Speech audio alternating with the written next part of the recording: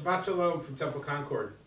This week we come to the conclusion of the book of Genesis, and in the Torah portion called Vayechi we learn of the lives and the deaths of Joseph and of Jacob. And in those two passings we learn an awful lot about how we're to honor our parents. Genesis, the whole book actually, is all about our roots. It's our heritage. It's the myths that guide us and lead us forward. And in Exodus we develop as a people and we move forward in receiving law. And one of those laws, as you well know, is in the Ten Commandments, to honor your father and mother. But in these end verses of Genesis, we have this wonderful explanation of how the children carried Jacob back up to Israel, to Canaan, and buried him there and honored him there. And in honoring our parents and following their wishes, there is so much that is there for us to mind. Our parents are the people who know us best. They're the people who can drive us the most nuts, but they're also the people who can be the most nurturing to us.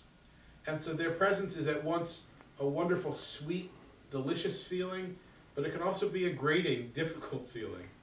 And in honoring our parents, we choose to see the gift that they gave us, that they gave us life, that they helped us become who we are, even if that choice in becoming who we are was to be not them.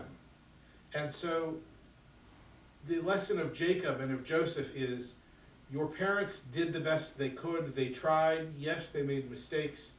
But still, because they helped you get where you are, they're worthy of honor and they're worthy of all that we can do for them. And so as we bid farewell to Jacob first and then to Joseph and then to all of our patriarchs and matriarchs as we move forward into the book of Exodus, we do so with a sense of gratitude. Gratitude for their journeys, gratitude for their mistakes from which we can learn, gratitude for all that they were and all that they taught us, and hope that we can then carry it forward and honor them by passing the tradition forward to new generations. Shabbat services at the temple this Friday evening will be at 7:30. It's the first Friday of the month and of the year. We'll have a Tat Shabbat service at 6 o'clock.